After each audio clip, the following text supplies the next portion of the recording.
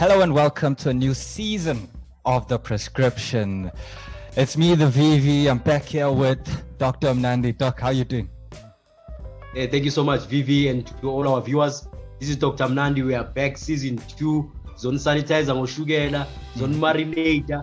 It's a high time that people start paying attention to our interview. It's very nice, enjoyable, and it's very informative and educative. So this is where we're gonna go deeper into dressing rooms, show people, let people know what's really happening about dressing rooms. But again, Dr. Mnandi Buile also marinate. Marinade. We start with the Durban Bayside. Benni McCarthy started in December at AmaZulu. An average start. I think he got 5 points in 5 games, but the last 3 games, Doc, 9 points, 3 games, goals. I think he scored about 8 goals in those games. Good stuff at AmaZulu. Considering the fact that it's a good, it's a short time of preparation for him, he just came into a team where, remember, the games are coming thick and fast. It's a game every 4 days. So there's not enough time for him to settle and to try to implement what he wants to implement, or try to implement his philosophy. But I get credit goes to him. I'll tell you why. I think this is what speaks about the inspiration and the influence. Remember, the players, they used to watch Benni McCarthy. So I think when they look at him, they think, hey, this is our inspiration, because we used to watch him, we used to idolize him, he used to be our role model. But I'll take you back. At Cape Town City, one player said to me that Benni at times doesn't need to coach. Because of what he has done as a player profile, his profile, he doesn't have to coach. Players just look at him, get inspired, get motivated, and they go out there, try to deliver for him. Sure. But one critical act that Benni has done in that team, I give credit based on the team that AmaZulu had. Remember that team, they almost got gated last year. But now we're talking about the team that is challenging for a top 4 mandate that the president has given to Zungu, to the coach. Yes. So if you look at the last 5 games that he played, I won 3. Don't be more mistake. Collected 11 points. I think he has done well for me. Top 8 already, position 7, conceded 5 goals, scored 9 goals, but the problem is the defense. They need to lock the gates. Bafana Bakiye mover, security guard. That's what you need, because you can't build a team up front. You need to build from the back. So with his experience, I think he's aware that he needs to create a solid foundation defensively so that they can attack successfully without worrying about defensive duties. But let's look at what he has done very well. The factors that I think Benni has worked is the cohesion of the team, the togetherness of the team. Because before tactics, you need to look at and assess your squad. So I think he worked so much on the cohesion of the team, to look at the togetherness, the bond of the team chemistry, which is critical. Looking good. The competition has improved. Players now, they want to impress, they want to start, because they know that the more you start, the more incentivized you're gonna get. Because remember now, players get incentivized by just being on the field, just to get to make the 11. So we have a president that's coming and say, guys, everything relies on your feet. And if you work so hard in training, ching will be there in your account. Nice. So I think it also improves the optimal performances from players.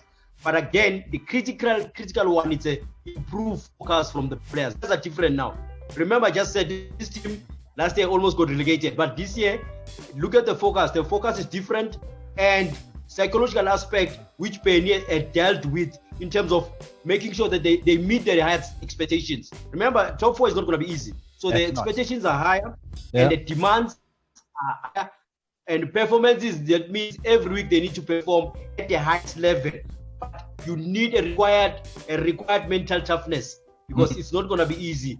Our opposition is not going to let you. They're already aware that you have a mandate. They're also going to make it hard. And for the next 3 games, so AmaZulu are playing top of the league teams. So it tells that it's not going to be easy. But with a coach like Benni, who understands the principles, who understands the journey of toughness, it's always going to be easy, because you can see the players. It looks like he has taken the pressure off the players, and he's taking the pressure. Players are just expected to perform at the highest peak, regardless of the teams that they face. No, I get you. Because with Benni as well, Mr. Zungu, the chairman said, hey guys, we want to go top 4.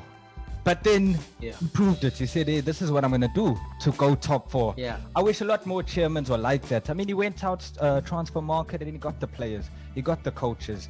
Even the marketing team is tops now. The whole AmaZulu brand and team has just elevated since he's come there. And kudos to him, man. Putting his money where his mouth is. I like him. Yeah.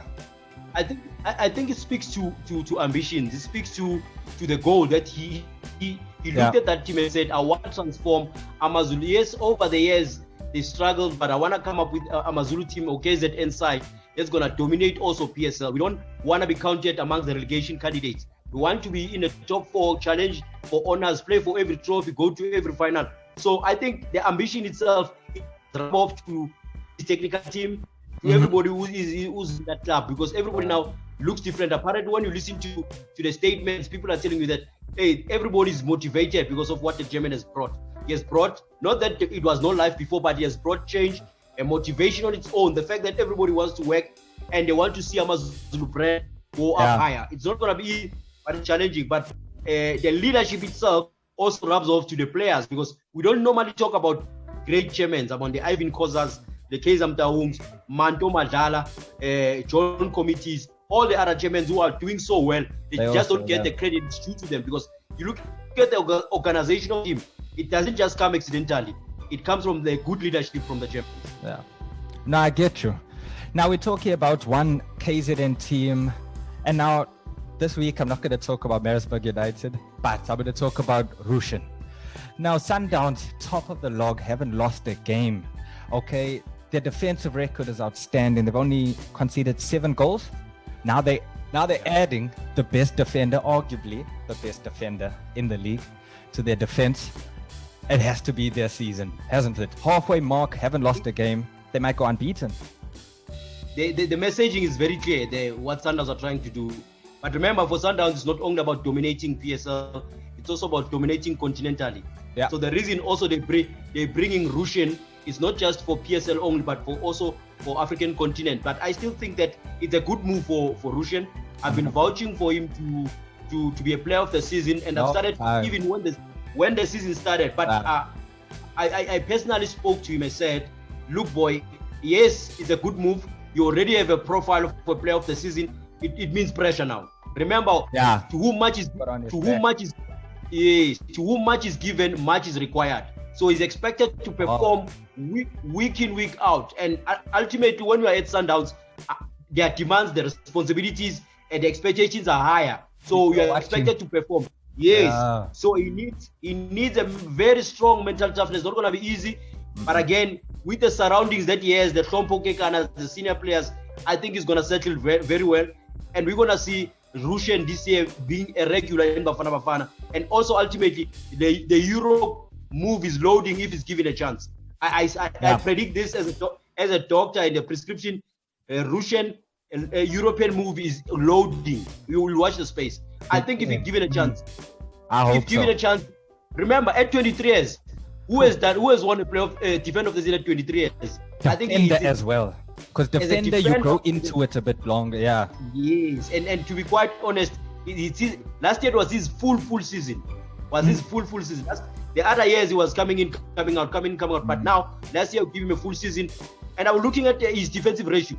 I thought the success rate of tackles, he won 81, more than anybody. Aerially and on the ground. So what does it tell you? He's an authentic defender, which is primary job. But secondarily, he's a modern defender. He can play with his both feet. He can strong aerially. He can dribble the ball through the center. And remember, he doesn't have speed. But now he compensates that not having speed with the speed of thought. Yeah. Speed of the mind. He's quick. He's very quick mentally. So he compensates the speed of execution with the speed of the mind. So I think it's a good move. I wish him the best. But the journey now is the beginning of the journey. It's going to be tougher. He needs to be stronger and mentally. He must just guard against he must have a good surroundings around him. I know his dad spoke to me. His dad is happy with what I said. But I was not saying it because I favor him. I said it because that's what he produces on the field. So I just want to say, I just want to say all the best to him. I fully support him. Blessings. Now at Sundowns, now you have one big claim, which I back you with it. Him going to Europe. I think he's good enough. I think he'll be able to. Now, I want to make a big claim of my own now, or ask you about a big claim. Yeah. Sundowns to go unbeaten whole season? It's difficult. Halfway and, to be mark? quite honest, you know why, Trevor's Vivi, very critical. People don't understand. Sometimes the losses are the price we pay for progression. Sometimes you need to lose to look at yourself, your feedbacks, in terms of the feedbacks with where you are. Just look at yourself with, am I in Devon town or I'm in Joburg town? You understand what I mean? Know the feedbacks, because if you keep on winning, you end up not fixing the things that are critical in order for your progression. So I think for me, Sundowns highly important, maybe 1 or 2 losses, but not unbeaten the whole season. Alright, Doc. I'll put my money on them going unbeaten with if they play Rushine. Okay, I'm saying Sundowns, maybe 1 or 2 losses. Bless. Now we're talking about another KZN team. Sorry, I know we're just focusing on them today. Yeah, Golden Arrows. What are they doing? They were 12th last season. I think they're sitting in 4th now, tied on points with 2nd and 3rd as well. What's happening at that camp? They've only lost 1 game as well to Cape Town City, that 4-2 loss. But also, this is what we've just started saying, that leadership, this is what it does. Let me take you back. I captained that team in 2000, Golden Arrows. One thing that I've realized about Golden Arrows, the leadership, Manto Majala, who's the chair lady of the team, her brother who died, Rocky Majala, may his soul rest in peace. One thing about them, they care so much about that team, and they care about the players. That's the leadership that we're talking about. Why Arrows is performing? One, the culture. Arrows has never changed the culture. They've changed the culture once they got relegated, and they realized that they made a mistake. Culture of Arrows, one, it's how South African football team should be playing. Remember, when you have a culture, you always go back to refer to say, "Hey, I've lost my way. I need to come back." So Arrows, they've never lost their culture. One, Arrows play with speed, with play flexibility. They're very versatile as a team, and they've got one thing that other teams don't have, which I call in-game flexibility. In-game flexibility is a team that can adapt to any type of technical strategy from any team.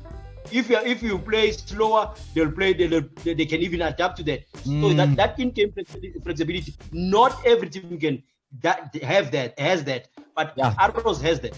Perfect example, Doc, is sorry to cut you off there, but perfect example, they're 1-0 down against Maritzburg United. Came out in the second half, almost a different team, you know what I mean? Playing a different mentality, different football. So guys watching, if you want to see what Doc is talking about, watch that Maritzburg United game with Arrows. Sorry, please continue. Also, I like what you just said, that you spoke about Maritzburg game. Maritzburg game, they 1-0 down. Mandla makes 2 changes to say, you know what, I'm being brave now. And normally a coach, when he makes a sub early in the first half, people start questioning with the body. That means his plan was just a plan, because you can't make a sub first half. And normally, great coaches say you can't make a sub early in the first half except it's a forced change. When you make a sub in the first half, you expose that you are not sure about your plan. Remember, the game impact starts just immediately after the second half. But again, Mandla felt that let me make 2 changes. Those 2 changes ignited, changed the spark of Arrows. Arrows played differently, and this is what I speak about. That Maritzburg were coming. Maritzburg were on top of them, but the in-game flexibility came in now. Arrows showed their speed, showed their arrogance, show how quick they are. Remember, Arrows play with a high intensity volume. Most teams cannot cope with how Arrows play. Their counter attack, their counter press, teams are struggling to deal with Arrows, especially at home. Yes, away they're not as strong as you would think, but I can assure you at home it's difficult to play Arrows of the speed and how flexible they are as a team. And Mandla, he's been in that team. He knows the culture. He knows the players. It serves him well. Yeah, he knows everything about the team. So he's a guy that is a suitable coach for that team, which is assistant Mabuti Kanyeza. But also Arrows, for me, every season they promote 5 youngsters. Do you know that it's among the top teams in the country that promote youngsters? That's tops. They promote from them. They promote 5 the mandate. They promote 5 youngsters per season. Now, when you 5 youngsters, you're talking about hunger, you're talking about desire, you are granted energy, because these young ones, they want to prove that we are good enough, we've been promoted, we want to show the public that we've arrived. So if you have a team that is got a good leader, a good coach, technical team, and a team that has a culture. Remember, I always say this, it needs to start from our senior team, Bafana, to say, culture becomes a critical factor. It gives a direction about you. Remember, other countries have cultures. Brazil has got the samba. Spain, tiki-taka. Holland, total football. It's high time that we have our own culture. Arrows are showing that culture that we have as a country. It's just that Arrows, they just need to get more publicity, because I think people need to start paying attention to Arrows. Arrows are going to show people flames this year because of how they came out. They're looking more motivated. And my pet is on Matoma Jala and Manjangas. They've done a great job. Proper, you can see in that organization, it's a proper run organization. They sorted. Now, Doc, we go on to your time now, the prescription. What you got for us? What you got for the people? Let them know. My prescription is Orlando Pirates. I've been getting a lot of questions from my social media. People want to know a very big question. What is really happening? Why the Pirates coach has been changing their lineup week in, week out, week out? Because according to the myth, you don't change a winning formula. But I've always said, Trevor, important to understand. Now we've got so many challenges. One, we've got a COVID-19 situation. Two, we have game every 4 days. That's taxing to the players. Three, you have suspension, you have injuries. The fifth one, which is people that don't understand. Pirates play with a high volume of intensity. Now, you need to manage players very well in terms of their fitness.